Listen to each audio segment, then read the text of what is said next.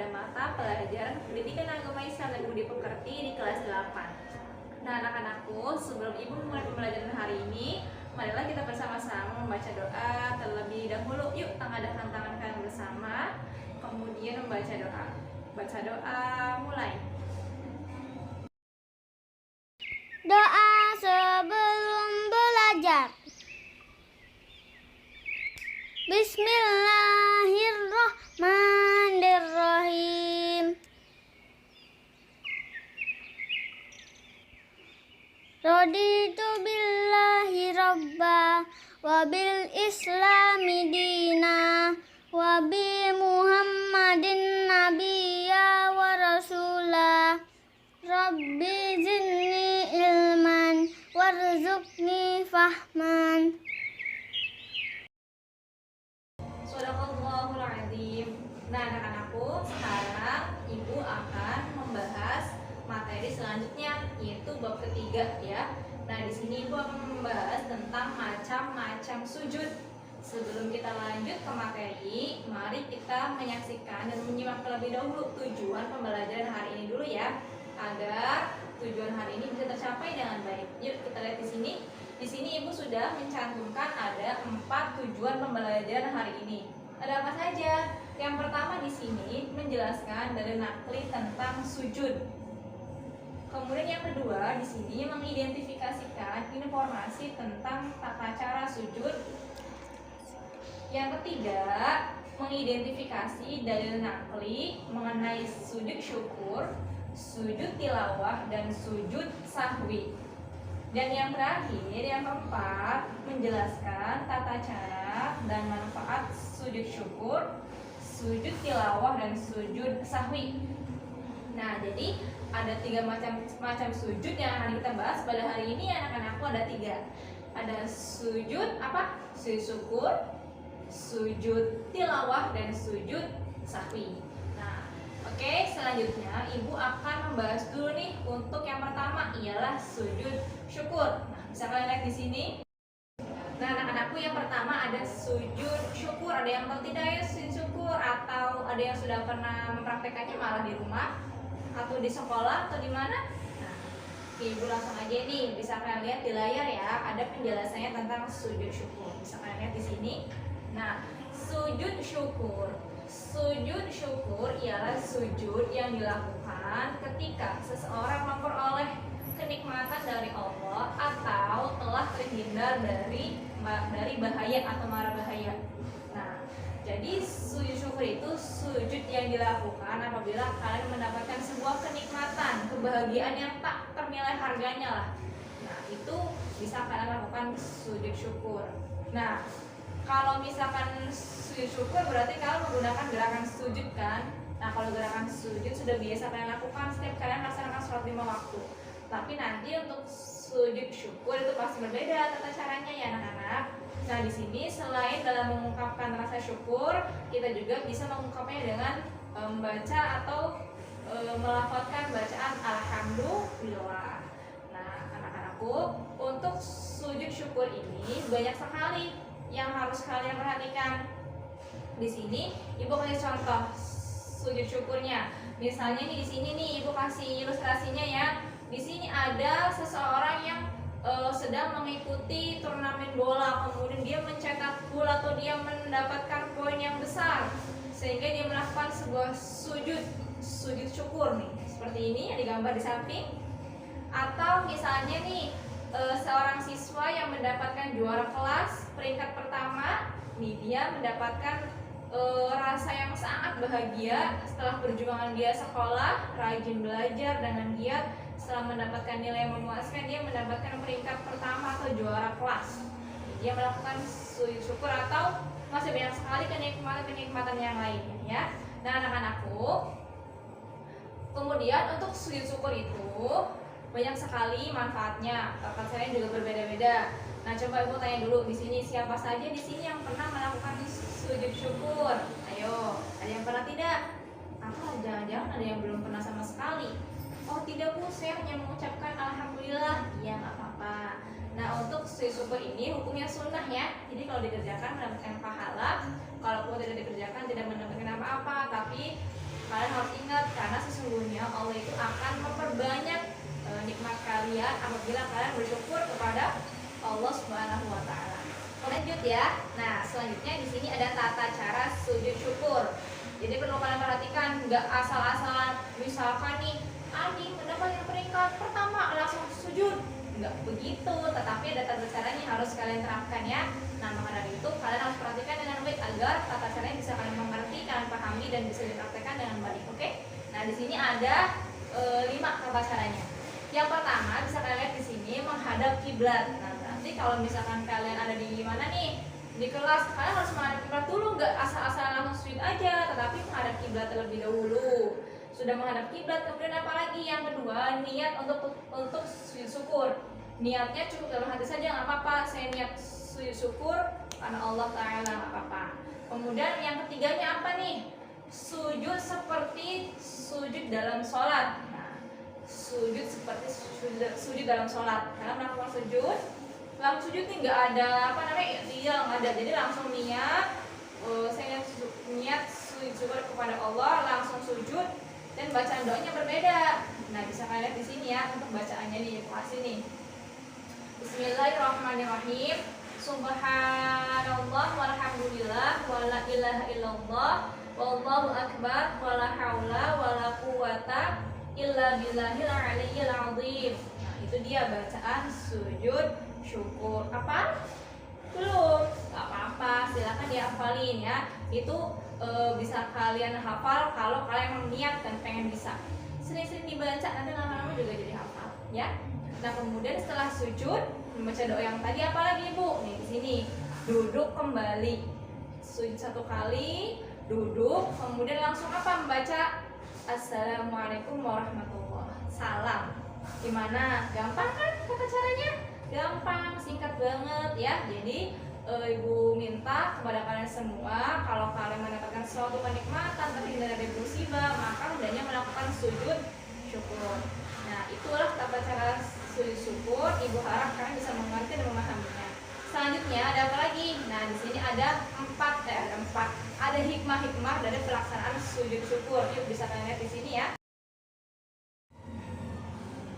Oke anak-anakku, sekarang Ibu akan membahas tentang hikmah-hikmah dari pelaksanaan sujud syukur. Ada apa saja bisa kalian lihat di sini ya. Di sini yang pertama, orang yang mendapatkan nikmat dan kelebihan kalau tidak berhati-hati dapat lupa diri sehingga menjadi angkuh atau sombong. Nah, di sini bisa dilihat kenapa Bu? Di sini bahwasannya orang-orang yang tidak berhati-hati ya, tidak berhati-hati dapat lupa diri. Nah, karena semua kenikmatan itu datangnya dari Allah, sehingga kita juga harus mengucapkan syukur kepada Allah. Jangan sampai kita sombong terlena atas semua kenikmatan yang Allah telah berikan kepada kita ya. Sambil kita lupa kepada Allah Subhanahu wa taala. Jangan-jangan datangnya pas lagi butuh sama Allah aja. Tetapi pas Allah memberikan suatu kenikmatan kepada kita, maka hendaknya kita melakukan sujud syukur sehingga kita terhindar dari sifat sombong ya.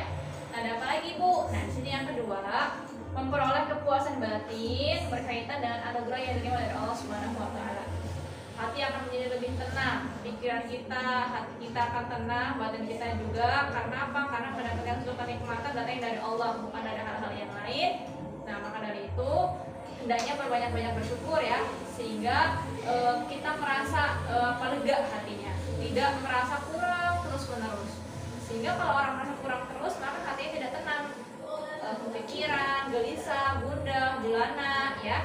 Kemudian ada apa lagi? Yang ketiga, merasa dekat dengan Allah sehingga memperoleh bimbingan dan hidayahnya. Nah, karena kita sering mengingat Allah, maka kita akan menjadi lebih dekat dengan Allah, sehingga Allah juga akan makin sayang kepada kita semua, sehingga Allah akan terus memberikan jalan kepada kita, jalan mendapatkan hidayahnya, jalan mendapatkan lebih kenikmatan yang lebih banyak lagi kepada Allah, karena kita selalu bersyukur kepada Allah Subhanahu wa taala. Yang terakhir ada apa lagi di sini? Memperoleh tambahan nikmat dari Allah dan selamat dari siksaannya. Pastinya ya, tadi sudah dijelaskan Allah akan menambahkan nikmat kepada hambanya yang selalu bersyukur kepada Allah. Akan berkali-kali lipat lagi nikmat yang akan Allah berikan kepada kita semua, dan pastinya kita akan terhindar dari siksaannya. Pastinya kita akan mendapatkan kebahagiaan. Kebahagiaannya bukan hanya di dunia saja, tetapi juga di akhirat. amin amin ya rabbal alamin. Itu dia beberapa sub materi tentang sujud syukur ya untuk hari ini. Selanjutnya ada apa lagi? Ada yang disebut dengan sujud sahwi. Yuk kita lihat apa sih sujud sahwi itu. Nah anak-anakku, sekarang ibu akan bahas tentang sujud sahwi ya. Nah sujud sahwi itu ialah sujud yang dilakukan apabila saat melaksanakan sholat kalian kalian itu terjadi beberapa kesalahan atau kelupaan ya di salah satu bacaannya ataupun gerakannya. Nah untuk sujud sahwi ini pelaksananya ada dua, di dalam sholat saja. Kalau tadi yang sujud syukur itu pelaksananya hanya di luar sholat, jadi hanya bisa dilaksanakan di luar sholat. Sedangkan kalau sujud sahwi itu hanya di dalam sholat, jadi tidak bisa dilaksanakannya di luar sholat karena ini terjadinya apabila kalian mendapatkan kesalahan atau kelupaan pada saat pelaksanaan sholat. Ada apa saja Bu? Di sini ada 4 yang akan dibahas. Yang pertama nih ya, lupa meninggalkan salah satu rukun sholat seperti melakukan ruku, i'tidal atau sujud. Nah, di sini bisa kalian lihat. Nah, untuk rukun sholat itu ada banyak banget ya anak-anakku, ada sekitar 16 rukun sholat. Yang mana apabila kalian tertinggal salah satunya seperti ruku, di sini tadi ya ruku, i'tidal atau sujud, maka hendaknya kalian melakukan sujud sahwi. Kemudian ada apa lagi Bu? Yang kedua, lupa atau ragu jumlah rakaat. Di sini siapa nih yang kalau pas sholat gak khusyuk, lupa rakaatnya pas lagi siang-siang bolong, cuacanya panas, terik, Bu saya mau sholat dulu lah, udah sholat nahan lapar sholatnya, jadinya pas sholat bingung, tadi rakaatnya berapa ya? Rakaat sholat duhur kan ada 4 tuh, tadi rakaatnya udah 3 apa 4? Atau udah 4 atau udah 5? Nah itu dia saat kalian melakukan keraguan-keraguan dalam sholat, nanti pada saat di akhir kalian hendaknya melakukan sujud sahwi. Tetapi perlu kalian ingat, apabila keraguan sholatnya dalam bentuk rakaat, misalnya nih bingung rakaatnya sudah 4 atau sampai 5, kalian harus tetap menghitung yang paling kecilnya saja. 4 rakaat berarti cukup. Nanti kalian cukup melaksanakan sujud sahwi aja terakhirnya. Tetapi kalau kalian melakukan keraguan-keraguannya misalkan sudah 3 atau sudah 4, ambil yang paling sedikitnya saja. Berarti kalian ambil yang 3 rakaatnya. Setelah itu kalian hendaknya bangun kembali untuk melengkapi satu rakaatnya saja sehingga sempurna 4 rakaat misalkan sholat duhur. Paham? Jadi kalau misalkan merasakan keraguan-keraguannya dibilang rakaat, pilih keraguan-keraguan dibilang rakaat yang paling sedikitnya saja. Kemudian kalian tinggal menambahkan saja sehingga jumlah rakaatnya terpenuhi, tidak kurang ya. Tetapi tetap ditambah melaksanakan sujud sahwi. Kemudian ada apa lagi? Sini yang ketiga. Nah, selanjutnya yang ketiga, lupa melakukan tasyahud awal.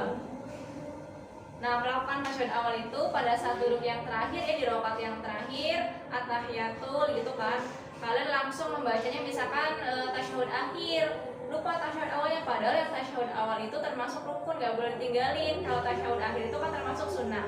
Berarti kalian nanti hendaknya melakukan sujud sahwi. Kemudian yang keempat ada apa lagi di sini? Kelebihan atau kekurangan jumlah rakaat ini sama yang tadi Ibu jelaskan, keraguan dalam sholat ya. Itu dia beberapa hal yang mengharuskan kalian untuk melakukan sujud sahwi. Jadi ingat, hanya ada di dalam sholat sujudnya. Mau tahu tata caranya? Yuk kita lihat. Untuk pelaksanaannya kalian bisa ingat-ingat saja. Untuk niatnya bisa kalian dalam hati saja, cukup niat sujud sahwi. Karena kenapa? Karena itu pelaksananya di dalam sholat. Tidak bisa kalian mengucapkan lafaz saya niat, tapi coba dalam hati saja, saya niat sujud sahwi. Nah nanti seperti apa Bu? Setelah kalian membaca tahiyat akhir, nah tahiyat akhir itu gimana Bu? Yang sebelum salam, lafaznya yang terakhirnya fil alamina innaka hamidum majid. Nah setelah itu langsung kalian melakukan sujud lagi. Dengan bacaannya apa Bu? Nih bisa kalian lihat di sini ya bacaannya. Setelah kalian tadi sujud dan membaca doa Subhana man la yanamu wa la yasbu, dibaca berapa kali Bu? 3 kali nggak apa-apa. Subhana man la yanamu wa la yasbu. Ingat-ingat ya, itu pendek bacaannya. Setelah kalian sujud, terus duduk. Allahu Akbar. Duduk sejenak. Boleh pada saat duduk membaca tasbih. Kalau nggak apa-apa. Subhanallah, alhamdulillah, wa la ilaha illallah, Allahu Akbar, langsung sujud lagi. Dibaca lagi yang tadi, Subhana man la yanamu wa la yasbu. Nah kemudian langsung setelah sujud yang keduanya duduk dan langsung mengucapkan salam. Assalamualaikum warahmatullahi. Assalamualaikum warahmatullahi. Gimana? Mudah bukan? Jadi kalau untuk sujud sahwi itu 2 kali ya sujudnya, oke? Dan ingat pelaksanaannya hanya ada di dalam sholat. Oke, sekarang setelah mempelajari tata caranya, maka kita akan membaca beberapa manfaat atau hikmah dari sujud sahwi. Nah, anak-anakku, sekarang ibu akan membahas tentang hikmah dari sujud sahwi. Nah, di sini ibu membahas hanya 2 saja. Yuk kita lihat di sini ya. Intinya, manusia tidak boleh berperilaku sombong dan angkuh karena manusia adalah tempatnya salah dan lupa. Nah, manusia itu tidak sempurna. Kenapa? Karena kita bisa saja melakukan kesalahan, terutama dalam sholat. Padahal sholat itu ibadah yang sangat diwajibkan, harusnya khusyuk. Tapi kita sebagai manusia masih saja merasa lalai atau merasa banyak sekali kelupaan-kelupaan, hanya memikirkan duniawi saja. Misalkan lagi sholat, kepikirannya kerjaan, kepikirannya makan, kepikirannya nonton film, main game kan, jadinya kan sampai lupa. Nah, dari sini kita dianjurkan tidak boleh berperilaku sombong. Saat kita melakukan sebuah kesalahan, apalagi kesalahannya terhadap Allah Subhanahu wa Ta'ala, maka hendaknya kita melakukan sebuah meminta ampun kepada Allah dengan apa? Melakukan sujud sahwi sebagai bentuk kalau kita itu sebagai manusia itu tak luput dari salah dan dosa ya, sehingga kita meminta ampun kepada Allah dan kita melengkapi menyempurnakan ibadah kita tadi karena lupa dengan melakukan sujud sahwi. Kemudian apa lagi yang kedua? Kita diajarkan untuk bisa memahami bahwa orang lain juga bisa salah. Di sini bisa kalian ingat-ingat nih, bahwasanya setiap manusia itu pasti punya salah, punya dosa ya. Kita tidak bisa memandang semua orang itu harus sempurna, harus bisa seperti apa yang kalian inginkan, tidak bisa. Tetapi karena kalian sudah mempelajari bahwa manusia itu tak luput dari salah dan dosa, salah dan lupa, maka hendaknya kita sesama manusia juga harus saling memaafkan satu sama lain apabila kalian memiliki teman atau orang-orang di sekitar kita melakukan sebuah kesalahan, sehingga terciptanya keadaan hati, lingkungan yang damai, tentram dan damai. Oke anak-anakku, selanjutnya ibu akan membahas tentang sujud tilawah. Ada yang tahu tidak sujud tilawah itu apa? Ayo. Nah, sujud tilawah itu sujud yang dilakukan apabila kalian membaca ataupun mendengar ayat-ayat sajdah. Ada yang pernah dengar ayat sajdah itu apa? Ayat sajdah itu ayat yang isinya berkaitan tentang pengagungan kepada Allah Subhanahu wa Ta'ala, dan biasanya itu ada ciri-cirinya kalau misalkan ayat sajdah. Nah, bisa kalian lihat di sini untuk beberapa ayat-ayat yang termasuk ke dalam ayat sajdah. Nah, anak-anakku, sekarang masih kita lanjutin ya. Tadi ibu udah membahas bahwa sujud tilawah itu sujud yang dilakukan apabila kalian membaca ataupun mendengar ayat-ayat sajdah, yang mana berarti sujud tilawah ini bisa dilakukan di luar sholat maupun di dalam sholat. Apabila misalkan kalian sedang di masjid, misalnya etikaf, ada yang membaca ayat-ayat sajdah, berarti kalian hanya melakukan sujud tilawah. Atau bahkan misalkan sedang melaksanakan sholat ya, sholat berjamaah, imamnya membaca salah satu ayat sajdah. Kalau imamnya melaksanakan sujud, berarti kalian hendaknya melakukan sujud juga. Tapi kalau misalkan imamnya lupa ya kalau sujud, kalian tidak usah ikut melaksanakan sujud tilawahnya karena hukumnya sunnah ya. Karena saat pelaksanaan salat berjamaah harus mengikuti imam, oke? Tetapi kalau misalkan bu sholatnya sendirian, saya pengen membaca ayat sajdah, sujud tidak? Ya, kalian hanya hendaknya sujud yang itu hukumnya sunnah. Nah bu, kemudian apa saja sih yang termasuk ke dalam ayat-ayat sajdah? Ada banyak sekali anak-anakku. Nah, dalam Al-Quran ada 15 yang termasuk ke dalam ayat-ayat sajdah. Tetapi itu tidak membacakan semuanya ya, bisa kalian lihat saja di sini. Nah, salah satunya nih ada di sini Quran surat Al-A'raf ayat 206. Yang kedua ada Quran surat Ar-Ra'd ayat 15. Yang ketiga ada Quran surat An-Nahl ayat 49 dan seterusnya, bisa kalian baca, bisa kalian lihat. Biasanya itu ada perintah untuk bersujud kepada Allah, ada fasjudu, wasjudu, itu biasanya itu ayat-ayat sajdah. Atau biasanya di dalam Al-Quran ciri-cirinya setelah bacaan misalkan wasjudu, fasjudu, nanti di atasnya ada bentuk seperti kubah atau seperti gambarnya sajadah. Nah, itu biasanya ciri-ciri yang termasuk ayat sajadah. Jadi kalau misalkan kalian lagi mengaji setelah maghrib, pas baca Al-Quran ternyata setelah wakofnya misalnya atau sebelum wakofnya ada gambar seperti sajadah, itu berarti termasuk ayat sajadah. Maka hendaknya kalian melakukan sujud tilawah ya, paham ya? Nah, bagaimana caranya? Untuk tata caranya, karena sujud tilawah itu dilaksanakan di luar sholat dan di dalam sholat, berarti ada dua tata caranya. Ibu bahas yang pertama dulu. Di sini ibu akan membahas tentang tata cara sujud tilawah di mana? Di luar sholat. Ya. Yang pertama ada apa saja nih? Berdiri menghadap kiblat. Jadi misalkan pas lagi ngaji, mendengar ayat sajadah, jangan buru-buru berdiri. Al-Qur'annya disimpan terlebih dahulu, ya, tempatnya aman. Kemudian hendaknya kalian berdiri menghadap ke kiblat. Setelah itu apa lagi? Berniat melakukan sujud tilawah. Ingat, niatnya coba teman hati saja ingin melaksanakan sujud tilawah. Kemudian yang ketiga ada apa lagi? Takbiratul ihram, sudah niat, takbir Allahu Akbar. Nah, kemudian langsung melaksanakan sujud, ya. Tidak ada bacaan doa iftitah atau bacaan Al-Fatihah, tidak ada, langsung sujud. Kemudian pas sujud hendaknya membaca doa. Bisa kalian lihat di sini ya. Bismillahirrahmanirrahim. Sajada wajhiya lilladzi khalaqahu wa saqqa sam'ahu wa basarahu bihaulihi wa quwwatihi fatabarakallahu ahsanul khaliqin. Itu bacaan sujud tilawah. Nah, kemudian setelah itu apa lagi? Setelah sujud, kalian hendaknya duduk, kemudian mengucapkan salam. Assalamualaikum warahmatullahi wabarakatuh. Udah paham sampai situ? Itu tata cara sujud tilawah yang di luar sholat. Kemudian lanjut, yang di dalam sholatnya ada apa lagi, Bu? Yuk, next lanjut. Nah, anak-anakku, sekarang tata cara untuk sujud tilawah yang di dalam sholat. Misalnya kalian lagi sholat nih, setelah baca surat Al-Fatihah, membaca surat Al-A'raf ayat 206 misalnya. Nah, setelah membaca, hendaknya langsung sujud, ya, langsung sujud satu kali. Tidak usah ditambahin yang lain-lain, langsung setelah itu sujud satu kali dan membaca doa sujud yang sama seperti yang tadi. Sajada wajhiya lilladzi khalaqahu asaqqa sam'ahu wa basarahu bihaulihi wa quwwatihi fatabarakallahu ahsanul khaliqin. Udah selesai sujud, langsung berdiri melanjutkan gerakan sholat yang belum kalian selesaikan. Kalau misalkan tadi sudah sampai baca surat pendek, berarti nanti langsung berdiri, kemudian nanti ada ruku, ya, kemudian i'tidal dan seterusnya. Sampai sini paham?